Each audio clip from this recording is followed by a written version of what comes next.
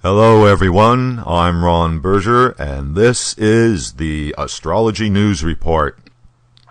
Today I am doing a special predictive report on 2015, looking at significant planetary patterns in the zodiac for this coming year and what the possible manifestations will be.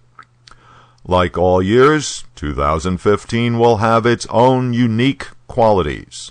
The planets and signs will combine to make various energy patterns, which will manifest as events on Earth, as well as events in our own lives. What follows is a summary of the most notable patterns in the zodiac for this year, along with some probable outcomes. Of course, what happens in your own life will depend on the setup in your Vedic astrology birth chart and how the transiting planets interact with your natal positions. The year begins with the odd and portentous combination of Ketu and Uranus conjunct in Pisces. This slow-moving conjunction has been forming since July 2014 when Ketu entered Pisces. It will be exact during mid-January. Ketu is one of the eclipse points and is the significator of past karma, the unseen world, dissatisfaction, and dissolution. Uranus is the planet of sudden, unexpected events, freedom, and rebellion. The two combined have the potential to create chaos, crisis, disasters, epidemics, and revolution. There have been numerous examples during the second half of 2014. This energy pattern continues while Ketu remains in Pisces, which will be all of 2015.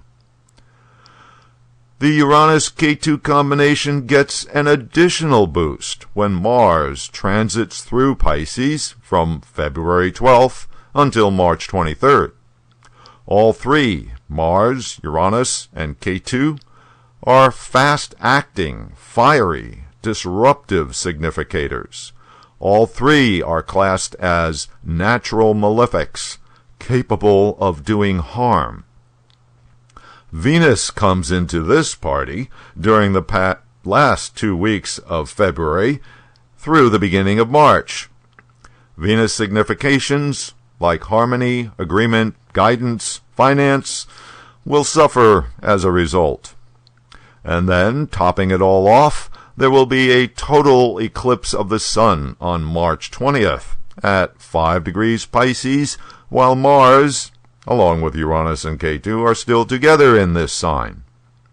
Total eclipses create events that alter the situation in some way. The events do not necessarily happen on the day of the eclipse. The March solar eclipse will be followed by a total lunar eclipse on April 4th at 20 degrees Virgo. This lunar eclipse will be nearly exactly opposite Uranus across the heavens in Pisces, and exactly opposite to the October 8th total lunar eclipse of 2014. Thus, the first few months of 2015 will see a lot of action in the sign Pisces. In your own Vedic astrology chart, locate the house that contains the sign Pisces. The significations of that sector of your chart will tell you what part of your life will be going through turmoil during early 2015, especially late February through March. If you have any natal planets in Pisces or opposite in Virgo, you are even more likely to experience events. By mid-April, the dust has settled, and things run smoothly, more or less, for a few months. Jupiter has also ended its retrograde period, which began back in early December. And on April 8th, the planet of beneficence goes back to normal forward motion. It is in its sign of exaltation, Cancer, so this should be good. Increase, opportunity, optimism. The only kink in the planetary pattern for early summer may be the Mercury retrograde period, beginning May 18th and continuing until June 12th, all in Taurus. Unfortunately, Mercury will be conjunct Mars, which will be exact on May 27th. Mercury retrograde periods are prone to misunderstanding and mistakes, and the addition of Mars, planet of anger and impatience, is not particularly a good thing. Thus, this Mercury retrograde period is likely to be more problematic than usual. Check to see which house in your natal chart has the sign Taurus. Problems are likely to arise in this area of your life from late May to mid-June. And on July 13th, Jupiter changes signs, leaving Cancer, where it's been for a year, and moving into Leo. If you are Leo rising, or if you have a Leo moon, or have important planets in Leo, this is good news, since the planet of opportunity, prosperity, and confidence will be giving you a lift for a year, until August 2016. The house in your Vedic astrology chart that contains the sign Leo indicates what part of your life will experience increase, opportunity, and better relations. Just before and after Jupiter changes signs, from June to mid-August, Venus will be conjunct Jupiter. That puts the planet of increase, Jupiter, together with the planet of pleasures, Venus, leading to excess and indulgence. The next major celestial event will be Venus going through a retrograde period, starting on July 25th at 6 degrees Leo, and then backing up into Cancer, and finally returning to normal direct motion on September 6th. For the second half of its retrograde period, Venus will be accompanied by Mars in Cancer. This is not a good thing, since the planet of romance, harmony, and agreement will already be suffering by being retrograde, and then gets further messed up by impulsive, violent Mars. Venus is the planet of marriage. Getting married while Venus is backwards in the zodiac is not advised. Financial markets, another signification of Venus, are also likely to suffer. Starting in late September will be the third and last Mercury retrograde period of the year, in Mercury's sign Virgo. This one runs from September 17th until October 9th.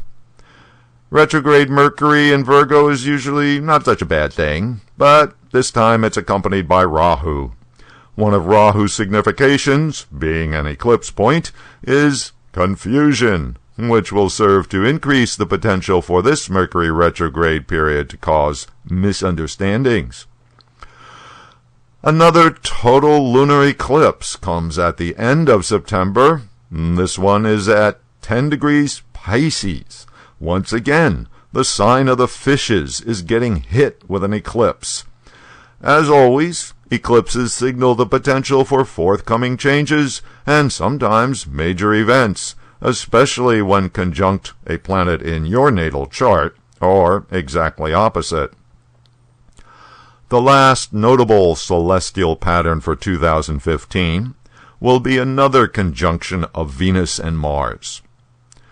During Venus's retrograde period back in August through into September, Mars was able to run past Venus. Now, Venus catches up to Mars, and the two gender planets are once again riding along together in the zodiac. Venus plus Mars equals passion and excitement, but since Mars is stronger than Venus, Venus and its significations tend to suffer. The two meet in Leo starting on October 1st. Jupiter is also there, making it a threesome for October. Jupiter and Venus together can be too much of a good thing, in other words, leading to excess. Add in the energy of Mars, the action planet, and you can see that October is going to be a happening month. Find Leo in your Vedic birth chart. The significations of this part of your world will be full of activity during October. Mars and Venus will change signs together on November 2nd, marching hand in hand into Virgo. This is Venus's sign of debilitation, and benefic Jupiter has been left behind in Leo, so no help from Jupiter. So again, like back in August into September, Venus is disadvantaged and simultaneously having to deal with the abuse of Mars. It doesn't help that Rahu is there too. Thus, the significations of Venus will suffer in November, until Venus pulls away on November 29th, escaping into the safety of its own sign Libra. Okay, that does it for an overview of 2015. There are, of course, many details left out of this brief discussion. To get the full picture, be sure to check in with my weekly analysis at astrologynewsreport.com.